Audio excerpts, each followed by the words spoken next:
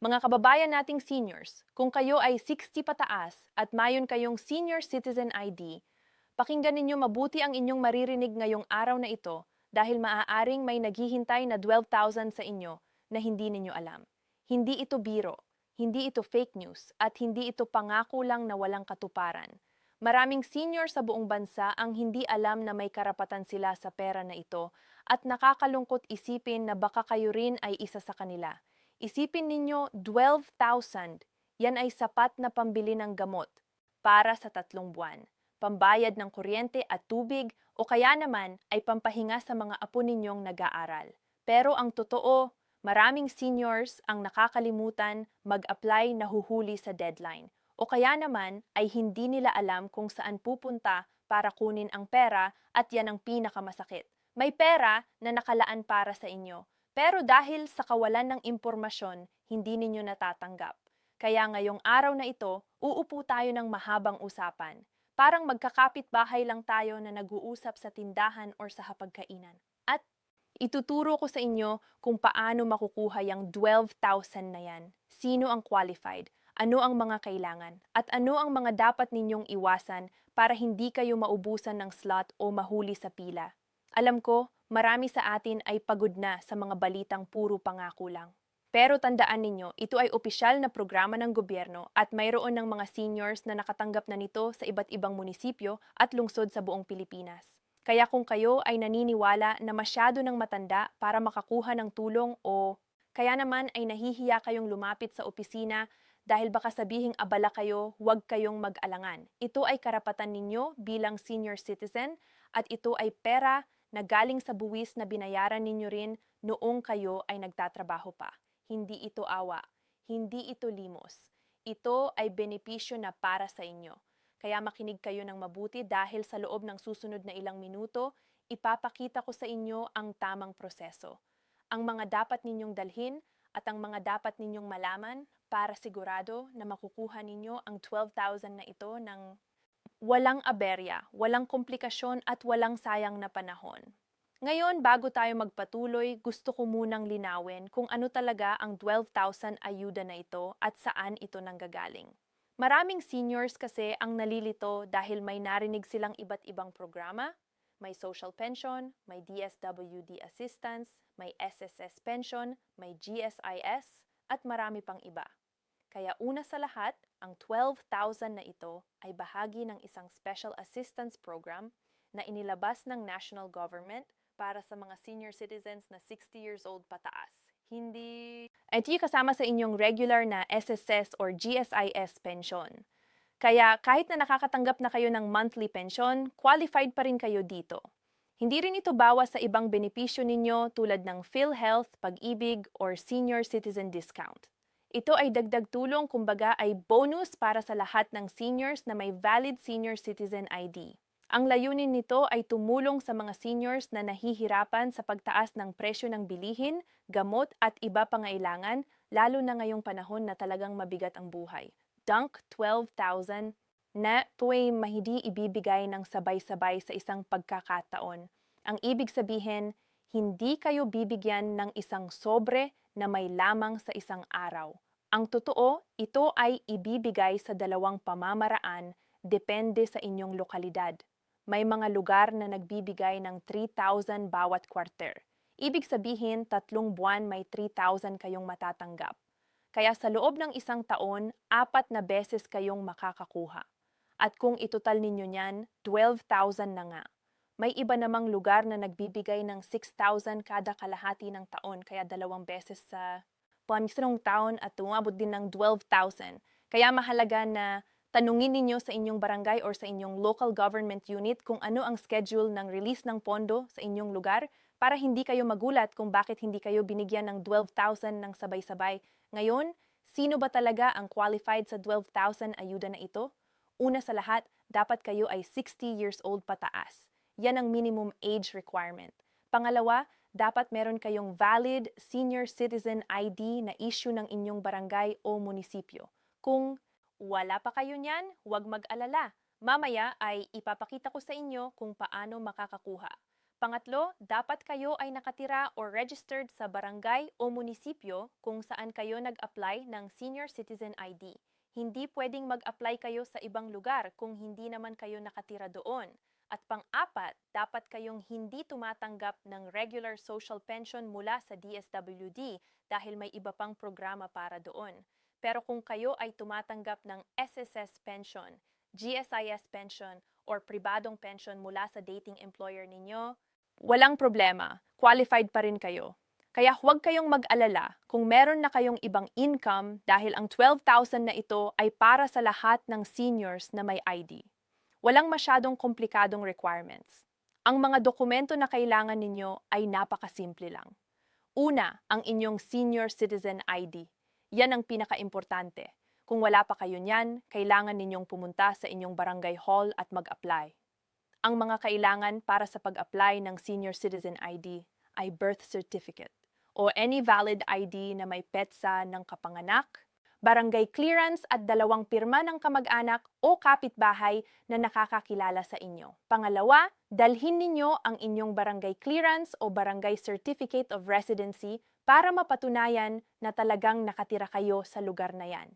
Pangatlo, kung kayo ay tumatanggap ng SSS or GSIS pension, magdala rin kayo ng kopya ng inyong pension booklet or certification mula sa SSS or GSIS para makita nila na kayo ay hindi tumatanggap ng social pension mula sa DSWD. At pang-apat, magdala kayo ng valid ID. Kahit driver's license, PhilHealth ID, postal ID, or kahit ano pang government-issued ID na may litrato ninyo. Yan lang naman ang kailangan ninyo. Hindi komplikado, hindi mahirap, basta kumpleto lang ang mga papel. Ngayon, saan kayo pupunta para mag-apply o mag-claim ng 12,000 na ito?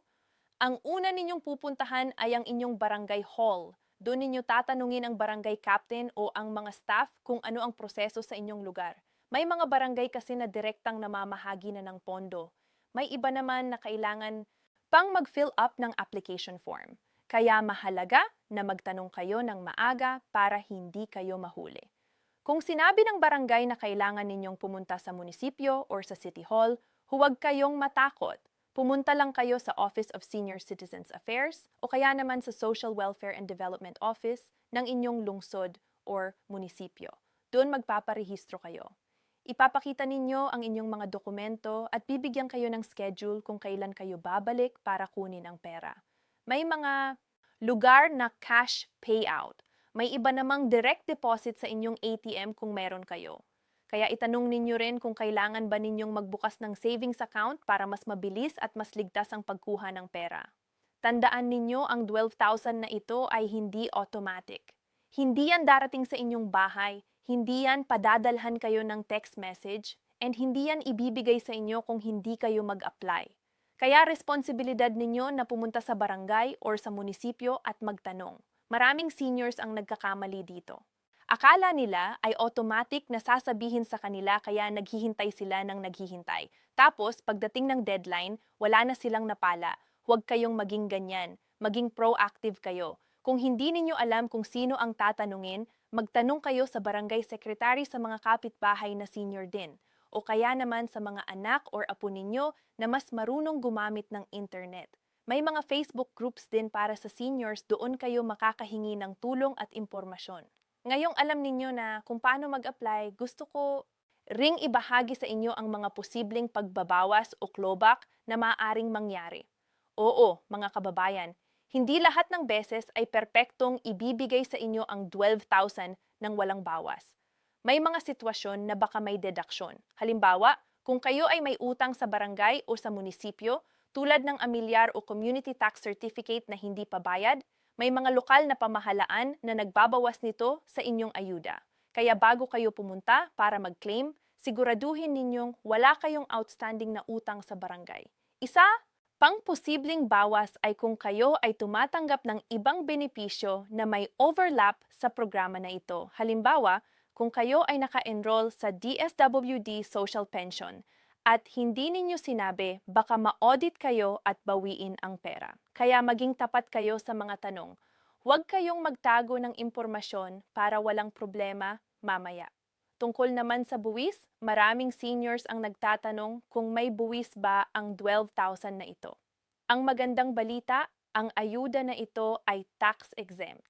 Ibig sabihin, hindi kayo sinisingil ng income tax dito dahil ito ay social assistance. Hindi ito kita o sweldo. Kaya ang 12,000 na yan ay buo ninyong matatanggap. Walang kaltas sa BIR, walang withholding tax. Pero tanda, kung kayo ay may iba pang income na lumalampas sa threshold ng 250,000 kada taon at kayo ay nag-file ng income tax return, kailangan pa rin ninyong mag-declare ng lahat ng inyong income kahit na ang ayuda na ito ay tax-exempt. Huwag ninyong isipin na dahil tax-exempt ang 12,000 ay hindi na kayo mag-file ng ITR. Mali yan. Ang ayuda ay hindi kasama sa taxable income, pero ang ibang kita ninyo ay kasama pa rin. Bukod sa 12,000, may iba pang mga benepisyo na madalas nakakalimutan ng mga seniors. Una, ang 20% discount sa lahat ng bilihin, gamot, hospital bills, transportasyon at marami pang iba. Gamitin ninyo yan bawat araw lalo na sa pagbili ng gamot sa Mercury Drug, Watsons o kahit saan. Pangalawa, ang priority lane sa bangko, sa SSS, sa GSIS, sa ospital at sa lahat ng government offices. Huwag kayong mahiya na sabihin na senior kayo dahil yan ay karapatan ninyo. Pangatlo, ang exemption sa PhilHealth contributions kung kayo ay 60 pataas, ibig sabihin hindi na kayo kailangang magbayad pero covered pa rin kayo. At pang-apat, ang additional benefits mula sa inyong SSS o GSIS pension tulad ng 13th month pay, sickness benefit at funeral benefit. Itong ninyo yan sa SS or GSIS office para malaman ninyo kung ano pa ang karapatan ninyo. Kung kayo on the bike ay papunta sa SSS or GSIS office para mag-follow up ng pension ninyo. May mga tips akong gusto ibahagi. Una, pumunta kayo ng maaga mga 7 a.m. para hindi kayo mahuli sa mahaba pila. Pangalawa, magdala kayo ng ballpen, folder at kopya ng lahat ng dokumento ninyo para kung may kulang may extra kayo. Pangatlo, huwag kayong mahiya na magtanong sa mga staff dahil trabaho nila yan na tumulong sa inyo. At pang-apat, kung kayo ay may problema sa inyong pension tulad ng delay or wrong amount, huwag kayong sumuko. Mag-file kayo ng complaint sa SSS hotline o sa GSIS Action Center at itag ninyo ang inyong pension number para mas mabilis ang aksyon. Para naman sa mga strategies sa pag-maximize ng inyong retirement income, tandaan ninyo na ang 12,000 ayuda na ito ay dagdag lang. Ang pangunahing income ninyo ay dapat mula sa inyong SSS o GSIS pensyon o kaya naman sa pribadong pensyon. Kung kayo ay may ipon pa, iwasan ninyong gastusin lahat ng sabay-sabay. Mag-budget kayo, magtabi para sa emergency, at kung kaya mag-invest kayo sa cooperative o sa time deposit na may mataas na interest. Kung kayo ay may lupa o bahay na pwedeng paupahan, gawin ninyo yan para may extra income. At kung kayo ay malusog pa at kaya pa ninyong magtrabaho kahit part-time or home-based, huwag ninyong sayangin ang oportunidad. Maraming seniors na nagtuturo ng mananahe, nagluluto ng kakanin para ibenta or nag-aalaga ng mga bata para maidagdag kita. Ang importante, huwag kayong tumigil sa pag-asa dahil habang buhay pa kayo, may paraan pa rin para kumita at mabuhay ng maayos na ngayon sa mga deadlines. Mahalaga na malaman ninyo kung kailan ang deadline ng pag-apply sa 12,000 ayuda na ito. Ang karamihan ng munisipyo at lungsod ay may deadline na hanggang Marso 30 para sa unang quarter, Hunyo 30 para sa pangalawang quarter, Setyembre 30 para sa pangatlong quarter, and Disyembre 31 para sa pang-apat na quarter. Pero tandaan, ang mga petsa na ito ay maaaring mag-iba depende sa inyong lugar.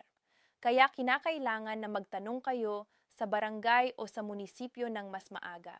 Huwag kayong maghintay hanggang sa huling araw dahil maraming tao ang pumipila at baka hindi na kayo maabot ng pondo kung mahuli kayo. Ayan, para sa mga seniors na nahihirapang pumunta sa barangay o sa munisipyo dahil sa kalusugan o sa kalayuan ng lugar, maaari ninyong hilingin sa inyong anak, apo o kamag-anak na kumuha ng authorization letter at special power of attorney para sila ang pumunta sa inyong pangalan. Kailangan lang nilang magdala ng authorization letter na maipirma ninyo, kopya ng inyong senior citizen ID at valid ID nila bilang representative ninyo.